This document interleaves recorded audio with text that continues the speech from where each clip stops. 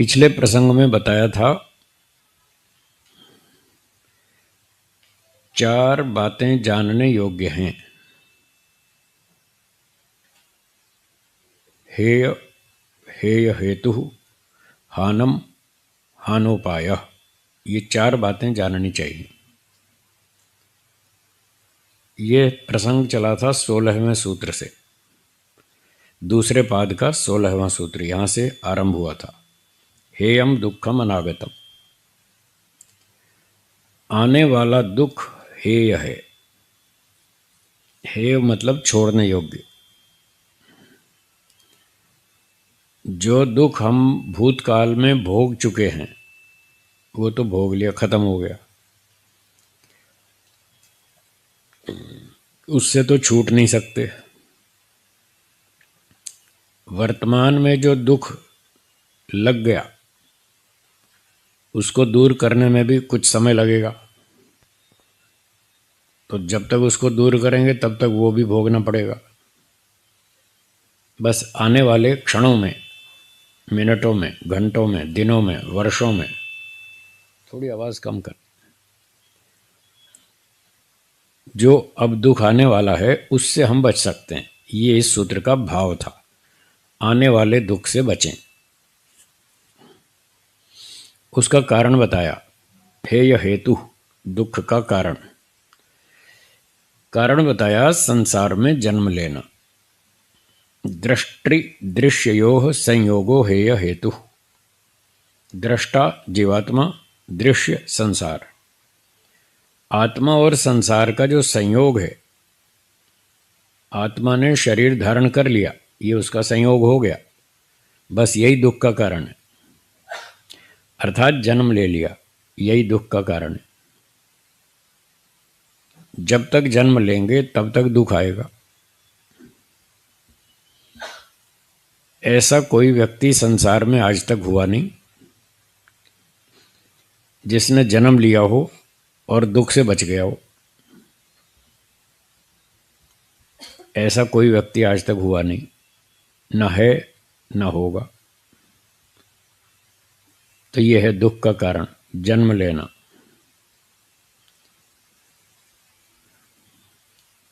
तीसरी बात थी हानम। हानम का अर्थ है दुख से छूटने की स्थिति। वो कौन सी स्थिति है जब हम दुख से छूट जाएंगे? वो है मोक्ष। मोक्ष में हम दुख से छूट जाएंगे। क्यों छूट जाएंगे? तद अभावात संयोग अभावो हानम। ये संयोग हट जाएगा, दुख खत्म हो जाएगा, क्योंकि ये संयोग ही दुख का कारण है। कारण को हटाइए, कार्य हट जाएगा, ये नियम है। अर्थात यदि अगला जन्म लेना बंद कर देंगे तो दुख आना बंद हो जाएगा। यदि अगला जन्म हो गया तो फिर दुख आएगा, क्योंकि दुख का कारण जारी है। दुख का कारण चालू है तो दुख भी आएगा। तो तीसरी बात ये थी मोक्ष। मोक्ष हमें प्राप्त करना चाहिए, दुख से छूटना चाहिए। मोक्ष में केवल दुख से ही छूटना नहीं होता, साथ साथ सुख भी मिलता है। क्या आप दुख से छूटना चाहते हैं? चाहते हैं। केवल दुख से छूटना चाहते हैं या सुख भी चाहते हैं? सुख भी चाहते हैं, दोनों बात चाहते हैं। तो मोक्ष में दोनों हो जाएंगी, दुख भी हट जाएगा, सुख भी मिलेगा। दुख क्यों हट जाएगा? क्योंकि शरीर से संबंध खत्म हो जाएगा, इसलिए दुख खत्म हो जाएगा। और सुख क्यों मिलेगा? सुख इसलिए मिलेगा क्योंकि आत्मा का ईश्वर से कनेक्शन जुड़ जाएगा। ईश्वर से संबंध जुड़ जाएगा तो वहां से सुख मिलेगा।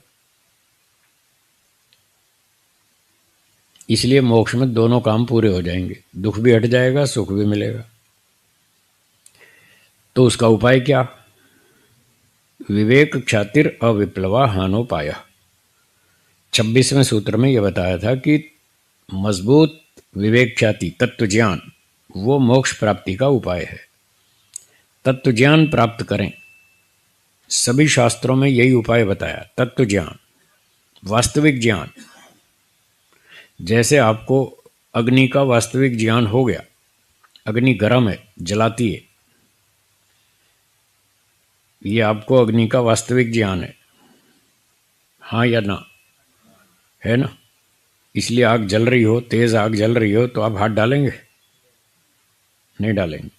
आपको वास्तविक ज्ञान है कि अगर जलती हुई आग में हाथ डाल दिया तो हाथ जलेगा, हाथ जलेगा तो कष्ट होगा। ये आपको वास्तविक ज्ञान है, इसी को तत्व ज्ञान कहते हैं, इसी का नाम यथार्थ ज्ञान है। तो जब तत्व ज्ञान, यथार्थ ज्ञान, वास्तविक ज्ञान हो जाता है तो व्यक्ति का व्यवहार भी वैसा ही हो जाता है, वो फिर हाथ नहीं डालेगा। जैसे अग्नि के विषय में तत्व ज्ञान हो गया कि ये दुखदायक है, जला देगी, इससे बच के रहो, ऐसा ही ईश्वर के, प्रकृति के विषय में भी तत्व ज्ञान हो जाता है कि ये प्रकृति दुखदायक है, अग्नि की तरह जलाती है, इससे दूर रहो। जब प्रकृति से दूर रहो, ये तत्व ज्ञान हो जाएगा तो आप इससे दूर हटेंगे, संसार में जन्म लेने की इच्छा नहीं रहेगी। जब इच्छा नहीं रहेगी तो उस तरह के कर्म भी नहीं करेंगे, जब वैसे कर्म नहीं करेंगे तो ईश्वर वैसा फल भी नहीं देगा, जन्म नहीं देगा। हमें जन्म नहीं चाहिए तो नहीं देगा। क्या चाहिए? मोक्ष चाहिए, मोक्ष चाहिए तो मोक्ष देगा। जो चाहिए उसके लिए हम वैसे कर्म करेंगे, जैसे कर्म करेंगे वैसा फल देगा। तो जब हम कह देंगे ईश्वर से कि हमें मोक्ष चाहिए, जन्म नहीं चाहिए, तो ईश्वर जन्म नहीं देगा, फिर मोक्ष देगा। ठीक है? तो ये इसका उपाय है। तीन तत्वों के विषय में वास्तविक ज्ञान होना चाहिए, एक प्रकृति, एक आत्मा और एक ईश्वर।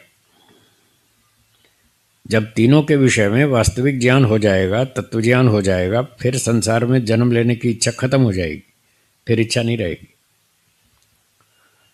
प्रकृति के बारे में तो ये ज्ञान हो जाएगा कि ये दुखदायक है, दुख भी देती है, मूर्ख भी बनाती है, सुख थोड़ा ही देती है, सुख भी देती है, सुख थोड़ा देती है, दुख बहुत ज़्यादा देती है, और पागल बनाती है, नशा बनाती, नशा पैदा करती है।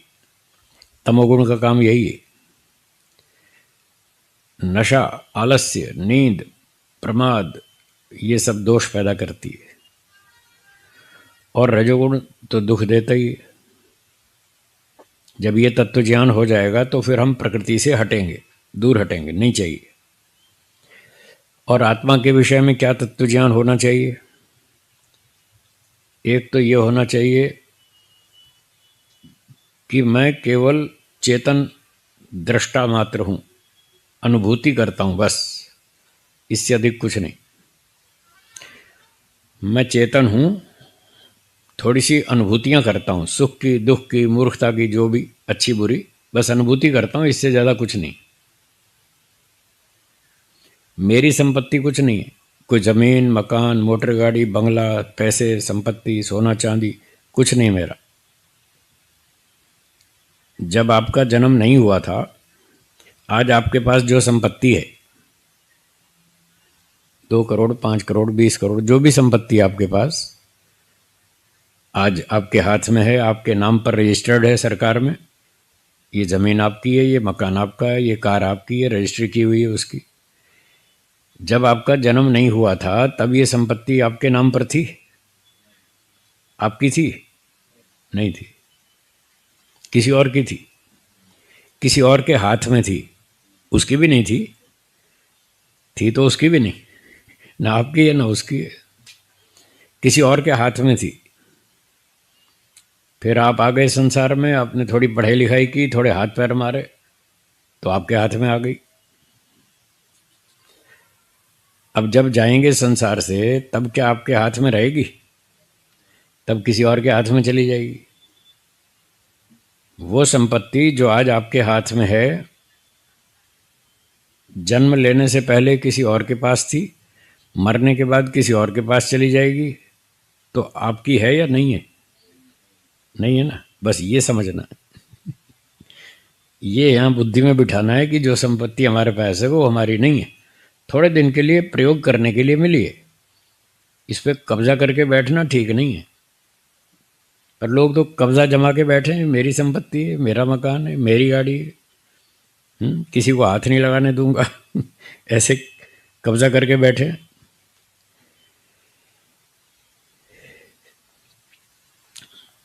तो कितनी भी संपत्ति कमा लो, कितनी भी बढ़ जाए, कितनी भी घट जाए, आत्मा को कोई फर्क नहीं पड़ता। आत्मा वैसे का वैसे ही रहता है। आपने एक कपड़े पहन लिया, एक जोड़ी या 4 जोड़ी पहन लो, इससे क्या फर्क पड़ने वाला है? क्या आत्मा को या शरीर को कोई फर्क पड़ेगा? शरीर की वृद्धि नहीं होगी। आप 4 जोड़ी पहन लो या 20 जोड़ी पहन लो, तब भी शरीर को तो कोई वृद्धि नहीं हुई ना। ये तो बाहर की चीज़ है। तो जैसे कपड़े हम एक जोड़ी पहने या 4 जोड़ी या 20 जोड़ी पहन लें, तो भी शरीर को कोई फर्क नहीं पड़ता, उससे शरीर नहीं बढ़ता। ऐसे ही कितना भी खाना खा लो, क्या उससे आत्मा बढ़ेगा? नहीं बढ़ेगा। फिर क्यों फालतू खा रहे हैं? खाम खाम भार बढ़ा रहे हैं शरीर में। जितना बढ़ाएंगे उतना आपको बोझा ढोना पड़ेगा, ये ध्यान रखना। शरीर में जितना भार बढ़ाएंगे उतना बोझा आपको ढोना पड़ेगा। छोटी उम्र में तो चल भी जाएगा, बड़ी उम्र में और ज़्यादा दिक्कत है। शरीर भारी हुआ अगर, तो बड़ी उम्र में और ज़्यादा दिक्कत है। क्योंकि जैसे जैसे उम्र बढ़ेगी, शक्ति तो घटती जाएगी और भार बढ़ता जाएगा, तो थोड़ी शक्ति से इतना भार उठाने में तकलीफ ज़्यादा होगी। इसलिए आत्मा के स्वरूप को समझना है कि थोड़ा खाओ, ज़्यादा खाओ, कितना भी खाओ, 2 रुपये कमाओ, 50 रुपये कमाओ, 2 करोड़ कमाओ, आत्मा को कोई फर्क नहीं पड़ता। बस ये भौतिक साधन इतनी मात्रा में चाहिए, बस जिंदा रहें, जीवित रहें, शरीर ठीक रहे, स्वस्थ रहे, काम अपना अच्छा होता रहे। इतनी सीमा तक भौतिक वस्तुओं का लाभ लेना चाहिए, इसमें कोई आपत्ति नहीं है। तो जो संपत्ति आज हमारे पास है, मरने से, जन्म लेने से पहले वो हमारे पास नहीं थी, मरने के बाद हमारे पास नहीं रहेगी, तो हमारी नहीं है। थोड़े दिन के लिए उपयोग करने के लिए मिली है, उपयोग करें, ठीक ठीक उपयोग करें, कोई आपत्ति नहीं है। और इसका उपयोग करके वहां तक जाना है, मोक्ष तक, इसलिए मिली।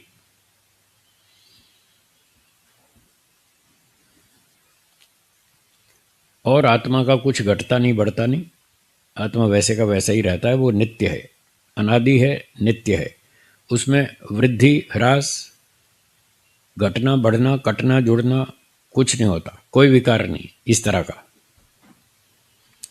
और तीसरी बात, ईश्वर के विषय में जानना है। ईश्वर के विषय में ये जानना है कि ईश्वर इस सारे संसार का मालिक है। ये सारी संपत्ति का मालिक तो ईश्वर है, उसने हमको दे रखी है सारी चीजें। अपना काम चलाओ, काम चलाओ, पिछले कर्मों का फल भोग लो और आगे मोक्ष प्राप्त कर लो। इस प्रयोजन से ईश्वर ने हमको ये सारी संपत्तियां दी हैं। उसमें शरीर भी है, मन भी है, बुद्धि, इंद्रियां, पैसा, खाना पीना, परिवार, सब चीज़ें ईश्वर ने दी हैं, मोक्ष तक पहुंचने के लिए दी हैं। बस हमारा इतना इतना ही इनसे रिलेशन है। जैसे आप रेलगाड़ी में बैठ जाते हैं अहमदाबाद से बम्बई तक, आपको रेलगाड़ी घर ले जाने के लिए नहीं मिली, सिर्फ यात्रा तक के लिए मिली। अपनी सीट पे बैठो, आराम से जाओ, यात्रा करो, आरक्षण करा रखा है आपने, पैसे दिए हैं, किराया भाड़ा, बस बम्बई तक जाना है, वहाँ तक इसका लाभ उठाओ। फिर रेलगाड़ी सरकार की, आप उतरो, अपने घर जाओ, छुट्टी। तो ये रेलगाड़ी भी हमको मोक्ष तक पहुँचाने के लिए मिली है। वहाँ तक पहुँच जाएंगे, फिर इसको छोड़ देंगे, ईश्वर के हवाले कर देंगे। तो ईश्वर इस संसार का मालिक है, राजा है, सब सृष्टि को बनाता है, सबका पालन करता है, सबके कर्मों का हिसाब रखता है, ठीक न्याय से फल देता है, और अंत में सृष्टि का विनाश भी वही करेगा। और जो हमें चाहिए मोक्ष, वो भी ईश्वर ही देता है, वो उसके अधिकार में है, वो भी उसकी संपत्ति है। मोक्ष में जो आनंद मिलने वाला है वो भी ईश्वर का है, और ये प्रकृति भी उसी की है।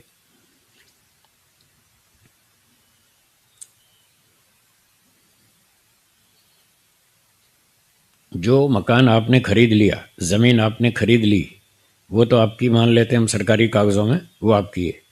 बाकी जो पड़ी है वो सरकार की है। सरकार की भी जो संपत्ति है वो उसके अधिकार में है। सरकार कौन है? एक व्यक्ति है जिसको आपने प्रधानमंत्री बना रखा है, किसी को मुख्यमंत्री बना रखा है, वो भी आप हमारे जैसा ही मनुष्य है। बस उसको एक अधिकार दे दिया कि आप इसको चलाओ, बस इतना ही है। असली मालिक वो भी नहीं है, पर क्योंकि वो व्यवस्था प्रबंध करने में समर्थ है, क्या बोला, इसलिए हमने उसको अधिकार दे दिया। इसी प्रकार से ईश्वर इस सारी प्रकृति और सृष्टि की व्यवस्था प्रबंध करने में समर्थ है, इसलिए हमने उसको अधिकार दे दिया, भाई आप इसके मालिक बनो और हमको थोड़ा खर्चा पानी देते रहना हमारा भी काम चलता रहे, बाकी आप मालिक बनो। हमने उसको अधिकार दे दिया। हैं तो हम तीनों अनादि, ईश्वर, प्रकृति, आत्मा, हम सब अनादि हैं। तो लोग कहते हैं जब आत्मा भी अनादि है, ईश्वर भी अनादि है, जब दोनों अनादि हैं तो फिर ईश्वर अकेला मालिक कैसे बन गया संसार का? लोग ये सवाल उठाते हैं। तो इसका उत्तर हम ये देते हैं कि हम प्रकृति का संचालन व्यवस्था करने में समर्थ नहीं हैं। इसलिए ईश्वर ने हमको मालिक बनने के लिए पहले हमको ऑफर की थी, भाई तुम मालिक बन जाओ, ले जाओ, बनाओ जगत को, खाओ पियो मजा करो। हमने कहा जी हमारे बस का नहीं है हमको कुछ नहीं आता हम नहीं कर सकते। तो फिर क्या, फिर आप मालिक बनो और हमारे लिए बनाओ संसार, हम खाएंगे पिएंगे, तरबूज केला संतरा अंगूर अनार, रसगुल्ला गुलाब जामुन मिठाई, आप बनो मालिक, हमको दो, हम खाएंगे अपना काम करेंगे। ईश्वर और जीव दोनों ही अनादि थे, दोनों प्रकृति के मालिक बन सकते थे, दोनों को पूरा अधिकार था, परंतु जीवात्मा का सामर्थ्य नहीं था, इसलिए उसने सरेंडर कर दिया, समर्पण कर दिया कि आप ही बनो मालिक। उसने कहा ठीक है, मैं आपकी ऑफर स्वीकार करता हूँ, मैं मालिक बनता हूँ। फिर जब मैं मालिक बनूंगा तो मेरे हिसाब से चलना पड़ेगा। हमने कहा ठीक है जी, हम आपके हिसाब से चलेंगे। तो बस फिर उसने सारे कानून लागू कर दिए। ये मेरी दुनिया है, मैं यहाँ का राजा हूँ, जो मैं कहूँगा वो करना होगा, जो करेगा उसको इनाम दूंगा, जो नहीं करेगा उसको दंड दूंगा। बस वही व्यवस्था चल रही।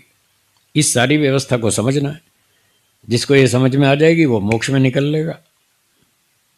उसको ये भी समझ में आ जाएगा कि संसार के सारे सुख ईश्वर ने दिए हैं और मोक्ष जो हमें चाहिए वो भी ईश्वर ही देगा, वो भी उसके पास ही है और कहीं नहीं है। इसलिए हम ईश्वर के पास जाते हैं, रिक्वेस्ट करते हैं, प्रार्थना करते हैं, निवेदन करते हैं, अब हमें मोक्ष दे दो और कुछ नहीं चाहिए।